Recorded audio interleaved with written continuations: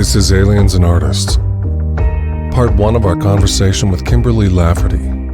Kimberly is a scholar practitioner specializing in human development and extraordinary experiences. She's a seasoned teacher of Indo-Tibetan contemplative psychology, leading hundreds of hours of trainings in Mahayana, Vajrayana, and classical yogic philosophy worldwide. She also went to Catholic school and was kicked out of confirmation class. We explore building relationships with Fae, Celestials, and other non-human entities, as well as meeting your unborn child and encountering rainbow-bodied animals. To quote Kimberly's own journal, the final fucking takeaway is that we are not alone. Well, maybe we begin with a little bit of childhood context. We'll zoom through really quickly, but just so the listeners know who I am. I was born in the early 1970s in the Bay Area, and growing up there in the 415, as we say, it really is a new age breadbasket, especially during the 70s and 80s, my formative years. And so I grew up really breathing the air of, anomalous questions. There were, good new age bookstores that I could spend time. And although my parents, who were divorced and separated, I was with my mom. They were, the modern agnostics of the day with, a lot of hippie culture. We didn't really talk about, anomalies or spirituality or religion around the dinner table. And yet it was just sort of accepted as reality, that there were past lives and there was something mysterious going on. And interestingly, my parents decided to put me in Catholic school when I was in elementary school. It had been where my father had gone, and so there was a bit of a family tradition there. And I actually found the traditions and framework of Catholicism a great relief because it was a place where we actually talked about how to be good and how to behave, and talked about spirituality and things like the Holy Spirit and angels and saints. And throughout my childhood, I had, like so many of us, if not all of us, sensed the presence, capital P presence of others. I'd had some past life recall when I was quite little, that my mother diligently wrote down and supported and told me I wasn't crazy. And around, age 9 or 10, I started to feel quite strongly what I codified as the Holy Spirit, because I didn't know what else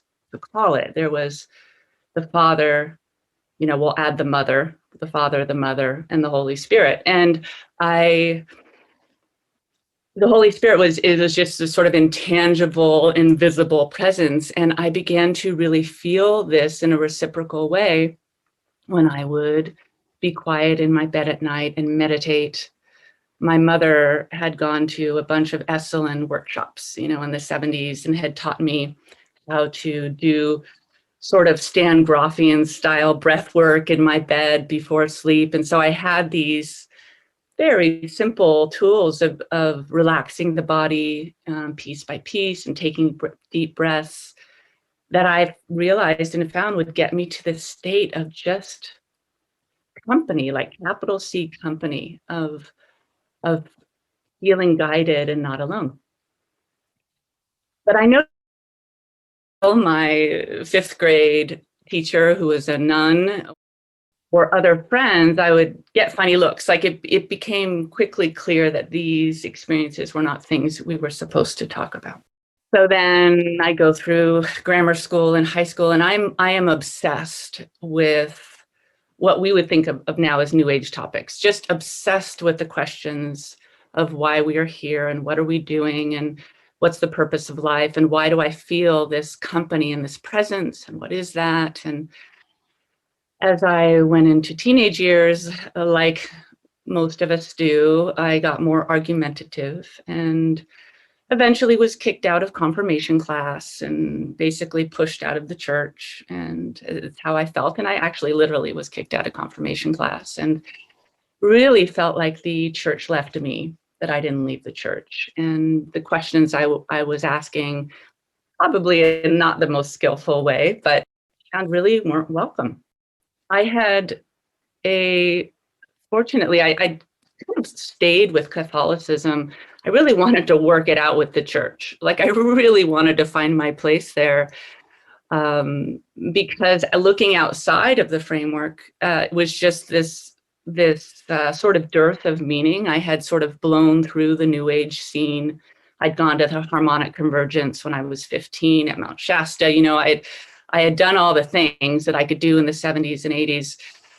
And I had just found it, for me, lacking. There wasn't a lot of depth and philosophical depth. I mean, there wasn't a lot of interest in finding the answers I was looking for. It was all sort of, oh, it's all your projection, find your own truth. And that wasn't really landing for me.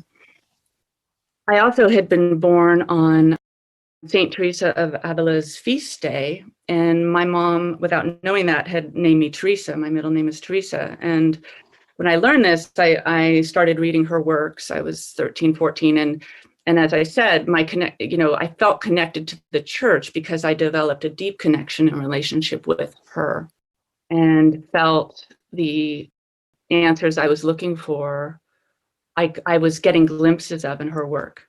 The Book of My Life, her autobiography, as well as The Interior Castle. But by the time I graduated high school, I'd gone into a bit of spiritual despair. I was still asking and questioning, but I felt rejected by the church. And off I went to college and thought, okay, well, I'll find the people who want to talk about what I want to talk about, the mystical things and the big questions. And maybe I'll find somebody who knows the answers to these in college. And I went to college, and of course, liberal arts schools in the 90s are not what they are today, although, it's getting better. But, the religion, you couldn't even major in religion where I went to undergraduate. It was a minor at best and was kind of relegated to the outer reaches of academic respectability, like a lot of the humanities have been. And Jeffrey Kripal is addressing that and talking about that a lot in his work right now, which I really appreciate. And so I took a couple religion classes and I think I took all the religion classes and, was introduced to Buddhism there. And something really landed for me when I first read about, this was Indian Buddhism at the time. There was something just so satisfying about a philosophy that just admitted that life was full of suffering. It just straight up admitted it. Like, this sucks. Like, you can't get through human life without trauma. It's traumatic being human. And just straight up admitted that from the outset. And there was something strangely satisfying to me about that. Because then, of course, as you continue to study, there is a way to stop the suffering. Apparently, there's a path to stop that suffering, and there is an end to stop that suffering. That is the claim of the Four Noble Truths. So I got interested there, but literally did as much as I could, went to psychology, and sadly found in even the psychology department, I didn't find my place there. It seemed like it was, just a lot of behavioralist, Cartesian, nuts and bolts experiments, which didn't really interest me, or it was kind of archetypal Jungian stuff, which I adore and still adore. But I sort of felt like I'd been there and done that. I was looking for a mashup between the two, so didn't find it in psychology. Graduated from undergrad and was in quite a bit of depression, actually. I was depressed. That's the truth. And I also think that's pretty common for our young adults and of course, common in general. I just hadn't found what, the community and the conversation that I was looking for. And when I looked at graduate programs, I didn't find it either. So I thought, well, I might as well just sort of numb that out a little bit and get on the horse, the cultural horse of doing what I was supposed to do, which is I needed to do. I had some student debt. I needed to pay that. I needed to get a job. I had an absolutely wonderful, very nice boyfriend that we were supposed to get married and live in Marin County with a Volvo. I mean, I had the whole track going. And I just got more depressed. So fast forward a few years to where it gets interesting. I was 27 or so. And yeah, I was 27 and I had climbed the corporate ladder, tried out modernism for all it's worth and was, a young, successful woman working for a very large coffee company and running a chunk of it on the East Coast. And I had, gotten the job and had the fancy boyfriend and made the money and I was absolutely miserable. I had somehow stopped asking those questions because nobody seemed to be interested. Why are we here? What are we doing? What is our soul? What is the nature of reality?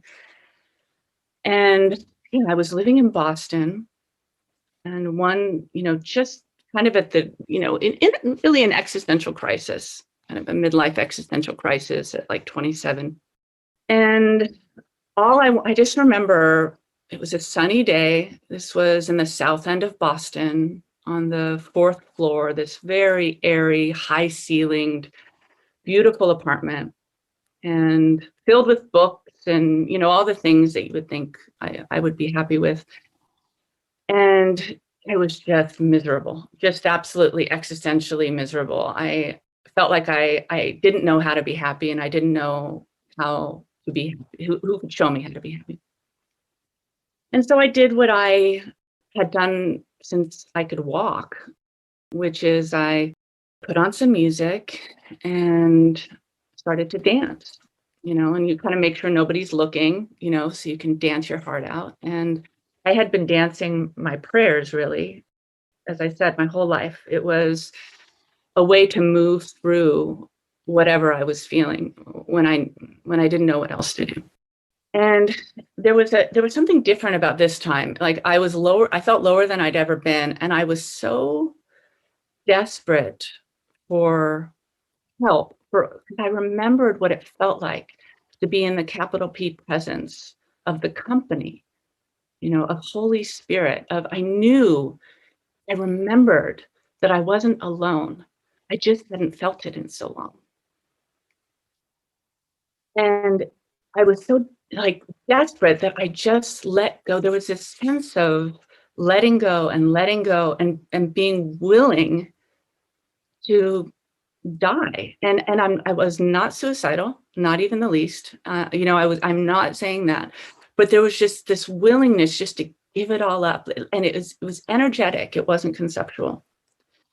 And the more I sort of just let go on the inside, the more my body and my breath took over is really the only way I can just describe it. It's like my breath started to lead and my body followed. And I found myself dropping into various, what I now know are pretty traditional yoga asana poses. At the time, I'd taken a couple of, yoga classes when I was a kid at the local Palo Alto Rec Center, but I literally 2 classes under my belt. But I would flow from these dance moves into these poses and start to hold them. And it was my breath leading the way. It was absolutely Stuart, my breath. And I danced and I dropped and, of course, suffering was being eased through this because I wasn't, quote unquote, thinking, at least conceptual thoughts. It was just breath and movement.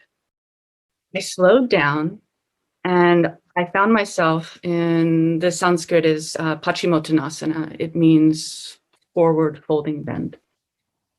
And this is where, you're sitting on the ground on your bum and your legs are straight out in front of you. And your hands are on your feet if you could reach them.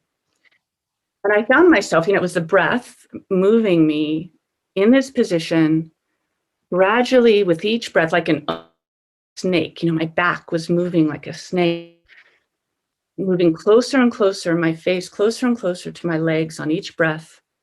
as I surrendered, until I found myself like nestled so comfortably with my face pressed into, between my knees. My straight legs are straight out in front of me. My hands are on my feet. And my face is like cradled, like the most comfortable couch you've ever been on, over my straight legs. Now, I'm pretty flexy. I'm one of those like irritating flexy girls, but it was blissful. Like it shouldn't have felt this good. Like there was no sense of stretching or warm, it was just absolutely blissful. And that bliss enabled me to let go even more, right? Because it felt so good, not to overthink it. And as soon as a little thought would come in to start to analyze what's going on, like I remember thinking, and by the way, I wrote all of this down. So I have this right after. So I have all of this recorded, which is great, my journal. I remember thinking, wow, this shouldn't be this comfortable. And then I would just let it go. I wouldn't follow the analysis, the mental analysis going on. And so my breath is getting deeper, and the undulation of my back stops. I go into stillness, but it's interesting, Stu. I had my fingers, like my pointer finger and my middle finger, locked around my big toes, which I've since learned is, something called a bandha or a lock, which is classical for how you circulate energy in your body. And it's like the energy in my body was moving me. I actually started rocking left to right on my sit bones. I'm on a wood floor, so it was very noticeable. And I'm rocking in this rhythmic, that's happening to me. The breath is happening to me. I'm rocking in this rhythmic sensation left to right for a while until it slows down. It's like slows, speeds up, and slows down. And the next conceptual thought I remember and I wrote down was, there was this sense of being in my ceiling and looking down at my body, and out of body experience. And this is interesting though. I remember thinking, am I safe? Am I safe to leave my body? Am I safe? Like that was the question. And suddenly, like a telescope, it's like I could see the whole block. I could see down the 4 flights of stairs. There was no elevator. I could see the block outside. It's just in an instant. I could see everything. I knew the door was locked. I knew I was safe and I could go. What happened after that? It is beyond words to describe. We just try and find words to point to it. There was an experience of just, this scintillating darkness, which then turned into radiant light. There was a incredible amount of bliss. I wrote in my journal afterwards, it was as if I was all things and all things was bliss, words like that. Like there was no individual, although there was an awareness of a watcher. I was aware of seeing in an extremely slight way, just this absolute radiance, which I, knew without concept was me and not me. And it was all things. It was all things. There was a very strong sense of consciousness, like I was consciousness and consciousness was all things. Yeah. And I have no idea how long, how much time passed or how long I was there.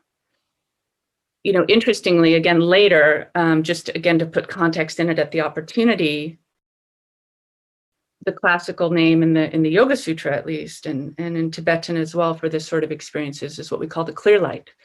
It's Nirbasa in Sanskrit and Osel in Tibetan. And, I saw the clear light, but I didn't know that at the time, right? Which was my very own nature and everybody else's too. The next thing I come out of it, and it's interesting, I came out of it like I went in. It was physiological.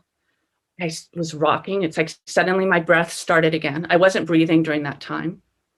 And it's not that I thought, oh, I'm not breathing. It's that you come out of it and you realize you weren't breathing. and that's correct. You understand that you weren't breathing. So my breath starts up deep and slow. I do the rocking to the left and the right just naturally. It's like I'm entering. And there was a strong feeling of coming down. There was a strong sensation of coming back down into my body that was, felt physical. Then rocking left and right, deep, deep breaths to slowly come out of it. My third eye is on fire, like heat, strong heat, pleasant, not uncomfortable. Yeah, my Sushumna or central channel, the energetic channel that runs straight up and down my body. I wouldn't call it a super strong, Kundalini experience like that. Otherwise, I thought it certainly was. It's not like that was on fire. It was really centralized at my third eye, but it was very blissful. Like my whole body was really suffused with bliss. And I went and grabbed my journal and I sat down and I started writing.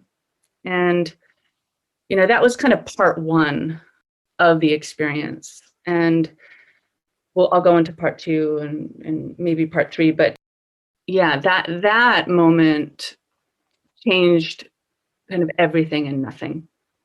And so I started writing down what happened, just sort of blow by blow, trying to get down as much as possible.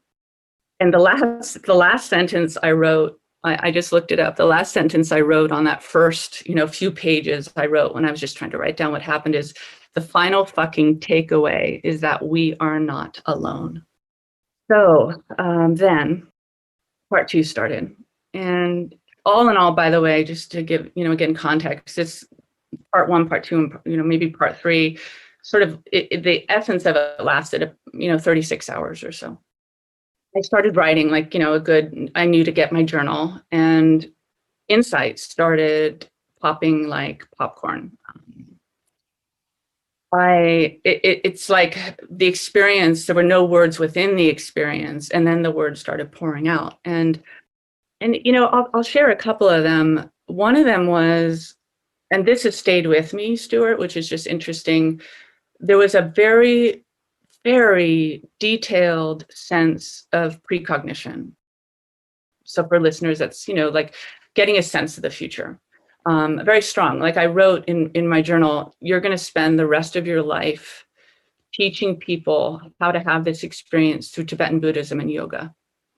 And again, I had never studied Tibetan Buddhism. I'd studied a little bit of Buddhism in, college, Indian Buddhism. I'd taken a couple of yoga classes. How those two fit together, I had no idea at the time. But it's like I saw my purpose. It's just like, this is what you're going to do. Now you need to go study Tibetan Buddhism. It was like an instruction. During the next few hours, and it's a story for another time, but I went out. I wanted to celebrate. I was alone in Boston. I didn't really know anybody. I didn't have any like real friends there. I hadn't been there very long. I went out onto the street to go get some money like we had to do in the old days for like the vegetarian food I was having delivered, to celebrate by myself. I didn't know who to talk to.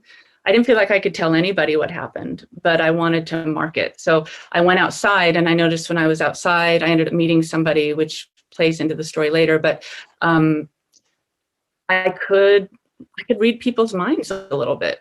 It's not as literal as it seems. It was like, one strong physical sensation that happened was my heart chakra was just blown open. Like literally, once I sat up and started writing things down and the insight started to come, it felt like there was literally light physically pouring out from the front and the back of my heart chakra. And so when I went outside, I was just in love with everybody. Like I literally looked at someone's face standing in line at the cash machine, and I felt like I knew his story, not the details, but I could see the heartbreak, and I could see the loneliness, and I could see the joy on this mother's face. It's like it was like empathy was radically increased. Now I wonder if a certain part of my brain was lit up, which allowed me these, cities or powers for a certain period of time. Because by the way, this went away. I cannot read minds to extent now. It was something that was noticeable time, and then gradually went away. yeah, the precognition and the mind reading, that was really, really notable. Soon after that, I came back.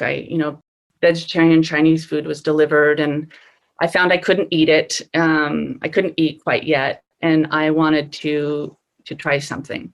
And so I had a little sunny alcove with my college, green futon still, and I sat there, and I knew somehow that I needed to have a straight spine. I wanted to see if I could do it again, basically. And so I sat back against the futon and made sure my spine was straight. Like I don't know how I knew to do that, but I knew I needed to be really relaxed and really comfortable and have a straight spine. And so I followed my breath. My breath took me there last time, and very, very quickly, I went into we'd say a meditative state, probably, right? That's difficult to describe. But it wasn't as massive sort of light explosion consciousness, orgasmic, cosmic experience as before. It was much more personal. There was suddenly this presence, this again, capital. And this was really remarkable through it. It was both me and not me. It was other and yet me at the same time. It felt extremely intimate and separate and different at once. And I felt a sense of just allowing it to happen, not trying to manipulate it, not trying to cognize it. And I remember writing this in my journal that I was just started to listen as if every pore was an ear, like that full body listening. And suddenly I hear the first instruction, which is no games. Don't play games. And it was, which is interesting to me because it was immediately relational. It was like I was being told both a principle to live by and also how to literally show up. It felt like very deep advice, like this isn't going to work if we play games, sort of thing. And so then I listened some more, and I just opened and listened. And then the next instruction came, which was just ask a question. And this voice was not my voice, but it was also wordless, if that makes sense. I was told to ask a question, that again, for me in this experience, it needed to be reciprocal. Like they couldn't just tell me, I had to ask. And if I didn't ask, I wasn't going to get anything. That's been a real theme. So I sat and then I just said, what do I need to know? That was my question. What do I need to know? And they just said, stay open. Stay open. That's it. So that's what I did for a while anyway. One more thing about this 36 hours, kind of part 3 about this, because this relates to aliens and artists. And I'd forgotten about this part of it until I reviewed my journal, until I reviewed my notes. And, I went through the day in a beautiful state. And I'd noticed I should say too, when I sat up, I was extremely calm and grounded. So I was not in a overexcitable state, which sort of surprised me. Like it felt very calming and very grounding. Like I was watching a movie during this whole 36 hours. It's like I was watching a movie play out, with me and in front of me that I'd already seen. It's like I'd already seen the end to the movie and I was just watching this movie. There's a very strong sense of that. So I get into bed at the end of that first day. And, I had a warm bath. I did, sort of some rose oil, and I'm just trying to sort of nurture myself and realizing this is a time to remember and a time to celebrate. And as I get into bed, I remember feeling like all of my various senses just were turned on. Everything was turned up and tuned in and turned on. Like I was sexually just alive, and I didn't need to touch myself or do anything like that. Like all I needed to do was just feel the blanket on my skin and the pillow, and the even looking with my eyes at the, you know, it was a really small room, but it had this sort of ornate old fireplace because it was an old building, you know, and you know, the beauty and colors of what I saw and the sounds even of the Boston traffic outside. And it just was like I was literally making love with my senses. And I wanted to be with, you know, the company, capital C company. So I remember moving my head pillow out of the way so I could have a straight spine, followed my breath, you know, into this space. And, you know, I entered this state, and this time it was also a little different. It's like I was getting less and less subtle as the day went on, because in this part of the experience, there was definitely a sense of witness and watching. You know, I was the witness, I was the watcher. It wasn't as non-dual. And again, there was this radiant darkness, diffused light. And then I was very surprised. And I remember it was the witness that was surprised. It's the witness was mildly amused because these art images started coming up out of seemingly nowhere. At first, there was a classic, like psychedelic, one of the Grateful Dead albums that has the psychedelic skull cover. Beauty, I don't know. I've seen the Dead a bunch of times, but I don't know them that well. And that came, which I did find humorous because, you know, I like the Dead. You go to their shows if you're old enough, but, you know, it's not like I followed them that much or cared that much. But that popped up. And then William Blake's the illuminated front piece from his Songs of Experience, which is this, for those who aren't familiar with it, it's this androgynous being standing fully alert, holding a baby on his third eye, basically, you know, and both the baby and both this kind of angelic androgynous being are gazing directly into, you know, the camera. So it's, you know, just and there's just this archetypal image of the mystic and the seeker. So first it was the Dead album, and then it was William Blake, and after that it became like, it was funny, like these archetypal, because remember, I'm very, you know, we would say sexually aroused at this point, okay? Like my whole body is, you know, there's just, I'm not going to sugarcoat it. Like it was extremely erotic. And next, these archetypal images of, the Jungians would love this, of my culture start flashing into my mind. It was kind of like mystic porn. You know, it was like this, but they had clothes on, like this cowboy was there. Like this cowboy is like, hey girl, you know, and then this soldier, and then this rock star. And they weren't anybody in particular, but they were like these perfect artistic mental images of male archetypes. And yeah, each one like was an expression of ego, you know, of an aspect of ego that was relevant in positive ways based on my culture, you know, based on probably how I was raised and what I liked. And I went then into an orgasmic state, really, that lasted into sleep. And had quite a few lucid dreams that night, none of which are necessarily, they were fun, but they weren't necessarily that remarkable.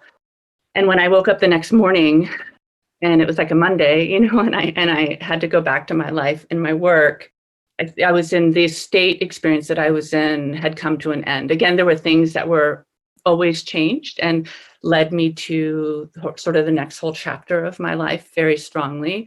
But yeah, the heart chakra energy, you know, my third eye wasn't on fire anymore. My subtle body I was sort of back in my body and able to go to work and engage.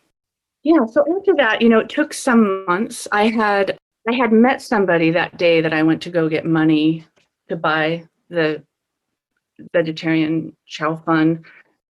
And I got distracted by a relationship for a few months. So I stayed in Boston longer than I intended, because one of the clear things, as I mentioned, was the precognitive clarity and also instruction that I needed to go study Tibetan Buddhism. and find a yoga teacher or something. But it was clear, I felt like I sort of had figured out the yoga thing, like I could do it by myself in the living room and have some good results, but I didn't know anything about Tibetan Buddhism.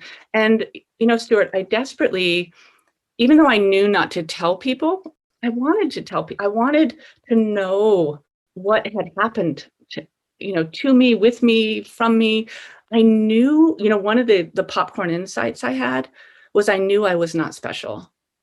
I was not special. Everybody has this. Everybody is the same in this way. Everybody has this clear light, conscious capacity. We're all the same. Like that just kept coming through my mind. We're all like this. We're all the same. And I knew I obviously, I wasn't the only person who'd had these sort of things happen, but I just couldn't find, this is before Google, right? This is like 97 or something, 98. I just didn't know where to look. I didn't know how to find the people that wanted to talk about what I wanted to talk about. So I got distracted for a few months. It took a few months for me to kind of take action. But soon thereafter, I quit my job. I left Boston and I started to study Tibetan Buddhism quite seriously. And I moved to the most beautiful place that I had ever been in my life, which is where I now live once again, 20 years later. And, I cashed in all my Starbucks stock, and I gathered up enough money to basically go on sabbatical for 2 years and try and figure out what had happened to me and how to put it into context and find others who wanted to, explore the mysteries that I had been given a glimpse of and a glimpse of.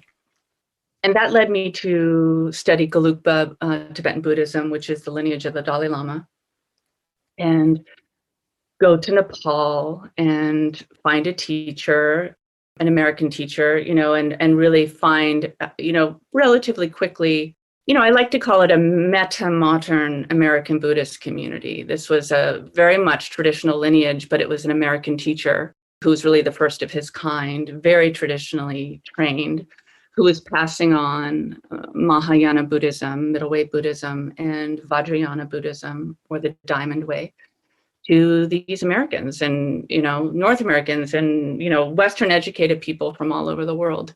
And for the next decade, I became an extremely serious Tibetan Buddhist retreater, practitioner, and eventually teacher.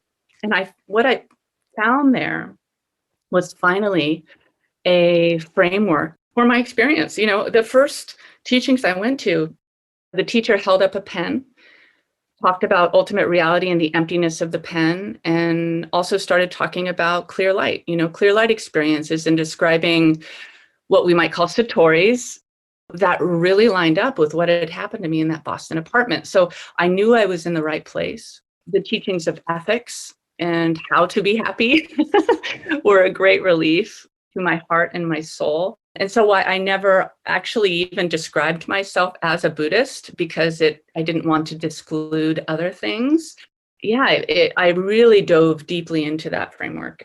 The other thing about, Tibetan Buddhism is when you're deeply practicing and deeply, especially when you get into Vajrayana, which is the Diamond Way, which takes some years to get qualified initiations and takes a lot of preparation.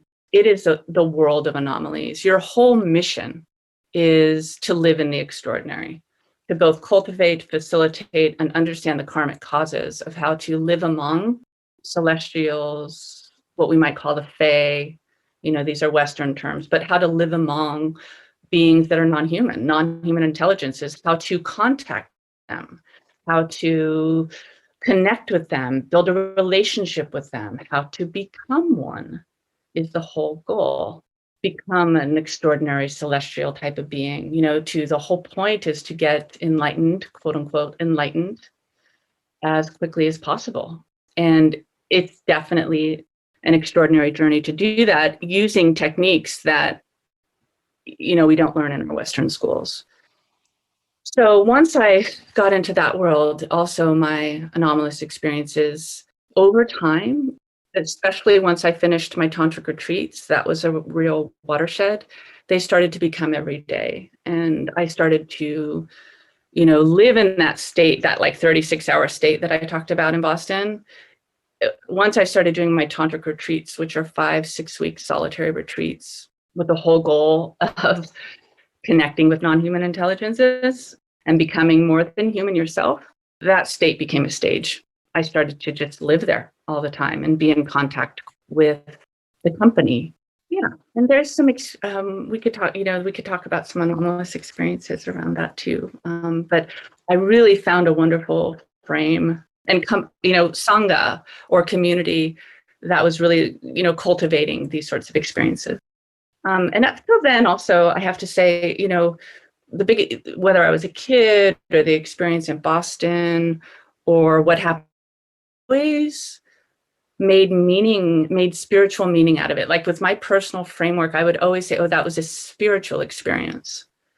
When I saw with my eyeballs a big flaming fireball in the sky after closing the boundary of my first Vajrayogini retreat. This is the deity I was working with who arrives in a circle of flame.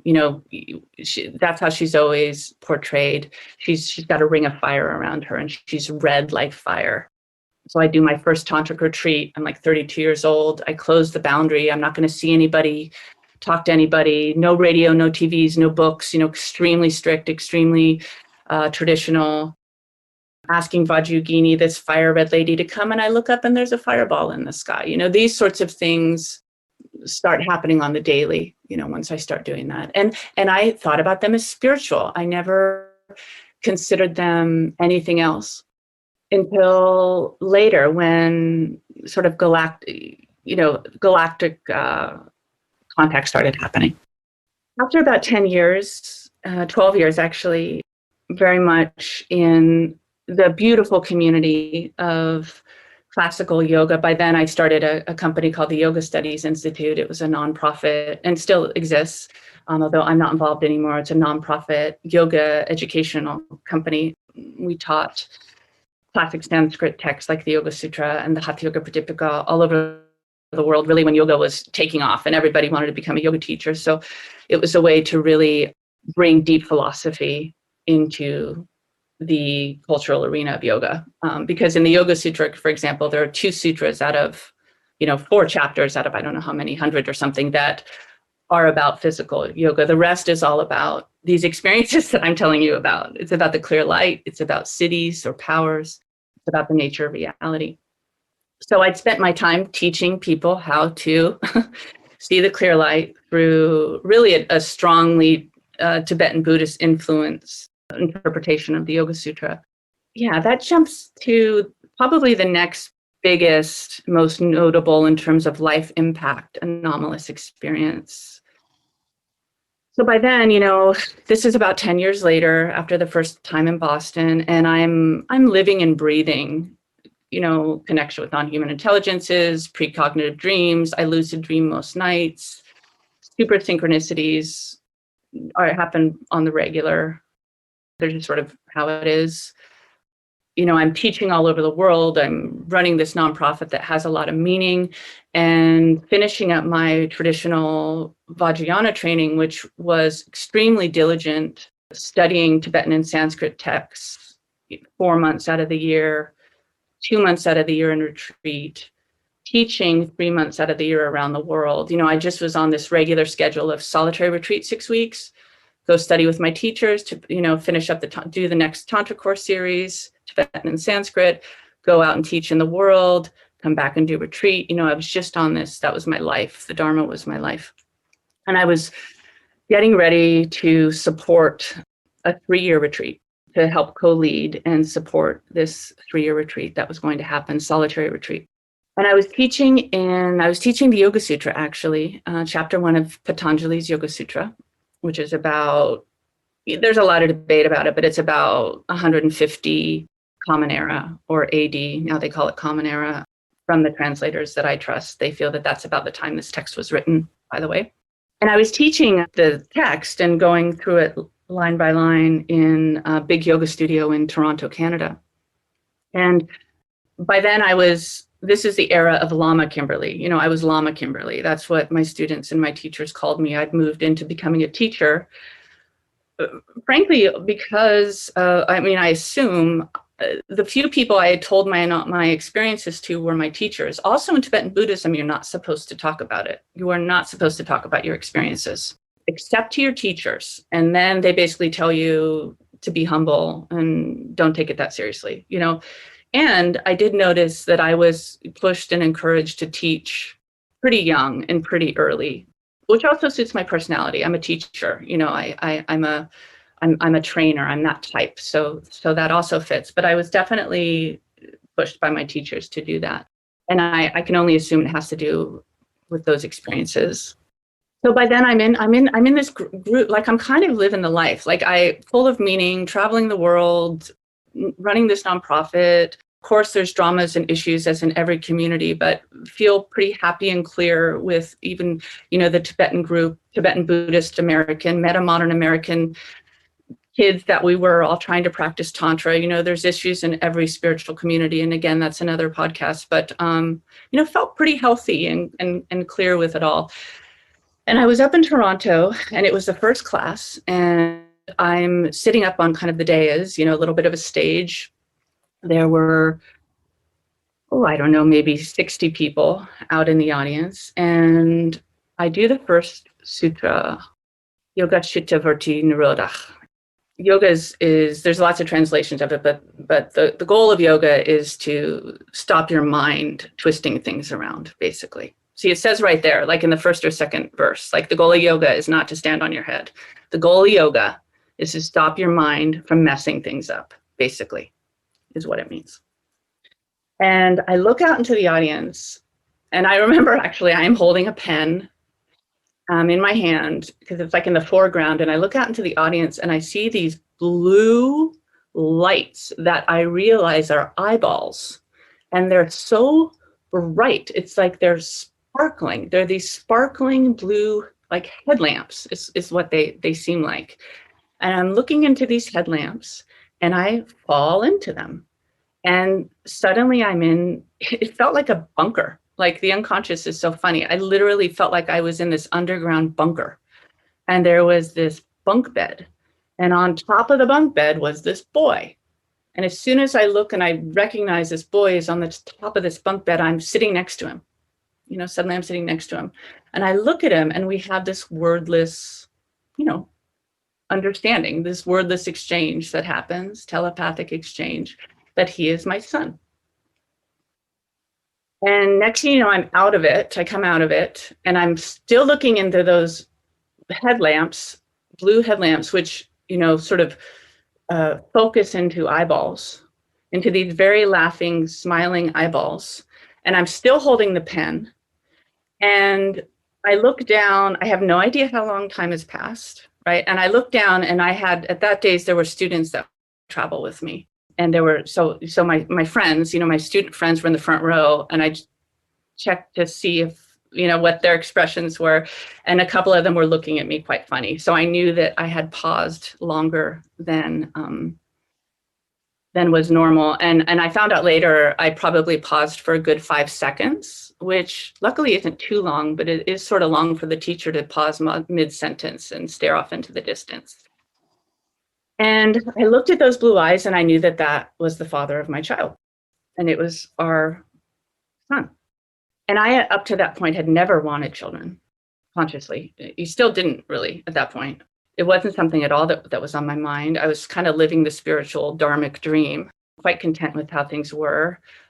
And I had, you know, being in the position I had been at that point for a few years, conflict teacher in particular, I hear a lot of anomalous stories. You know, I hear about what happens on retreat or doesn't happen on retreat. I hear about the dreams. You know, I'm kind of like, you know, the modern minister, right? Or people tell their yoga teachers, you know, they don't know who to tell what happened to them. So they tell their yoga teachers. And so I played that role for people. And so I knew enough to know through my own experiences to take that vision seriously and also not so seriously. Because I was in another relationship at the time. He was in another, you know, it made no sense. It absolutely made no sense.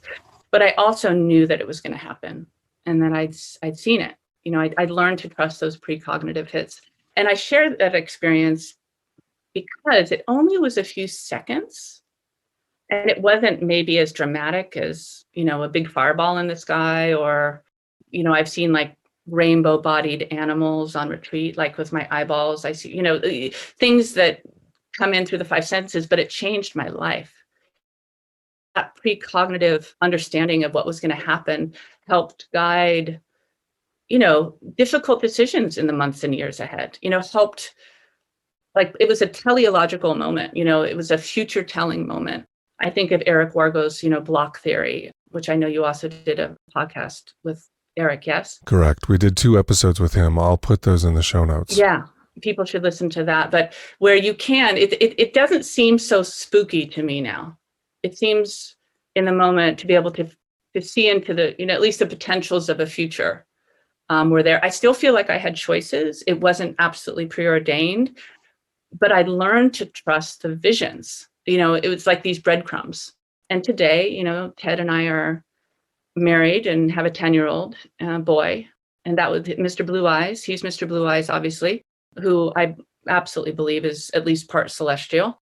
And that changed everything, because in the couple of years after that happened, it took a couple of years for, the karma. It's not like we went home and left our partners or something. It took a couple of years for life circumstances to bring us together.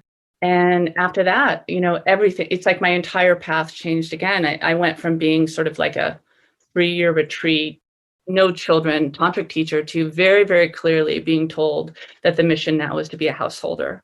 And we had to get out of the bubble and go live go be normal, go live with the people, have a child. That enlightenment wasn't going to happen for me, locking myself away to do more solitary retreat. I'd already done practically 3 years at that point. It was going to happen at the breakfast table.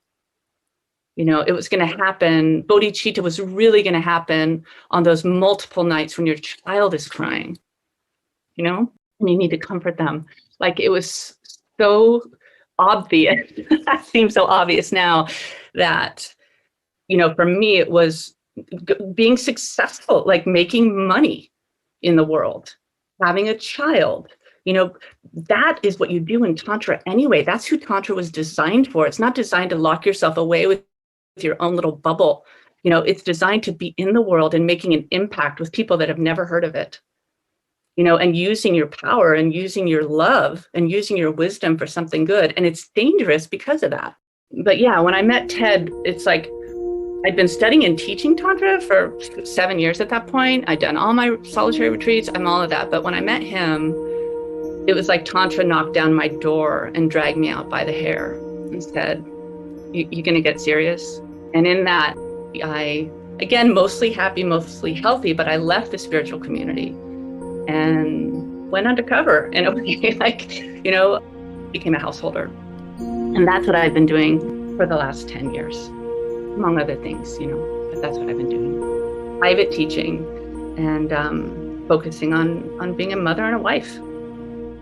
For more information on Kimberly Lafferty, take a left at Bhutan and remain in solitude for 3 years in the Nepalese Himalayas, surviving on yak butter and nettles. Or just join Plus, because next week our Plus and Patreon members will be treated to part 2 of this conversation. We talk prostitution in esoteric realms, the secrets of secretive Tantra, how celestial beings suggest parents prevent greys from abducting their kids, also how the realms of the dead may intersect with alien territories.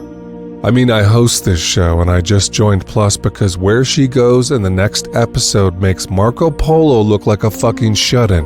Also, you could just become a patron. There's so much stuff on there, it's like a lazy Susan of forbidden accoutrement. There are more than 100 exclusive videos and recordings on my Patreon page, and many of them are shocking exposés of minus listeners.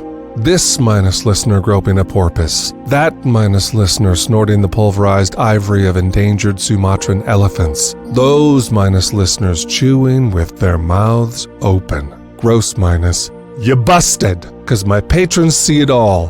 But your secrets are safe because Patreon is private. So the fetid fetishes featured in your grisly Saturnalia are behind a paywall just like your mama. That's true. I kid minus, listeners, we didn't forget you. Next week on the free show, Fran Drescher reads Finnegan's Wake. Enjoy!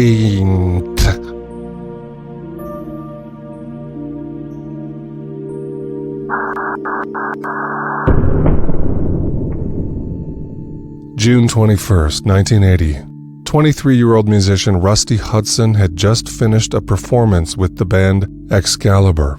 The musicians, who didn't use drugs or drink much at all, returned to their motel room. As they wound down from the concert and conversation, a brilliant flickering light illumined the room.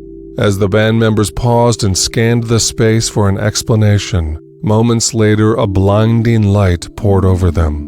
Hudson said it was, quote, as if someone had suddenly opened the door to the sun, end quote. An entity then emerged from the light. Bulbous head, two large black slanted eyes, short in stature. Time seemed to dilate.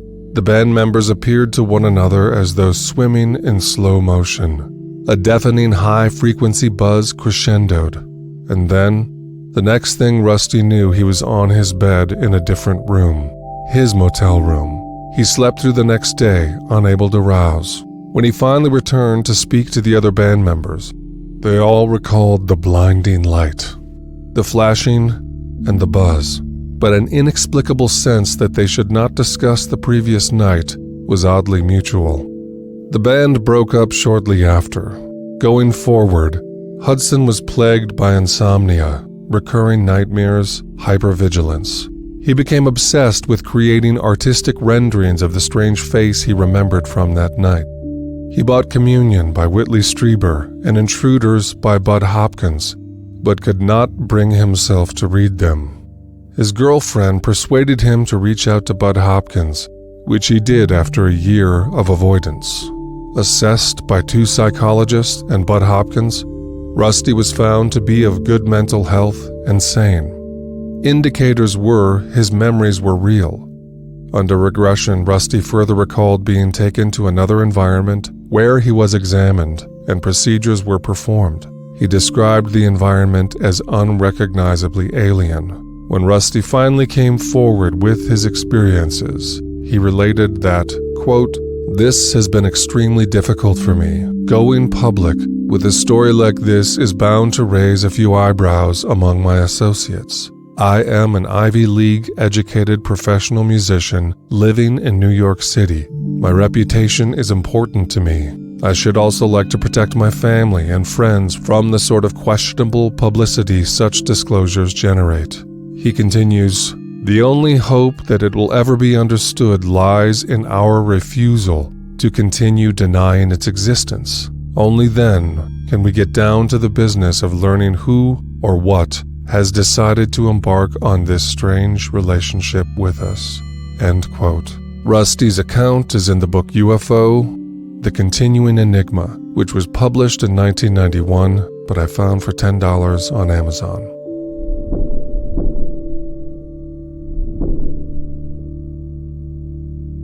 Aliens and Artists is brought to you by the Liminal Muse, offering one-on-one work with me, Stuart Davis.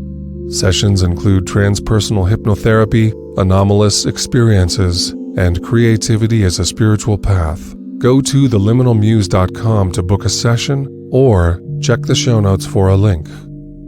Also, the Experiencer Group, a membership site offering support and connection for those who've had precognition, near-death, mediumship, lucid dreams, out-of-body, contact, abduction, and more. Click the link in the show notes to become a member and help build positive, anomalous culture. Close your eyes and watch them spin. 7 orbs in a suit of skin. 7 candles up and down the spine, running from the anus to the super mind. It's a miracle we don't combust with all the light put inside of us. Even before there's a baby born, it's radiating light like a solar storm. The bottom opens and there's a will to live.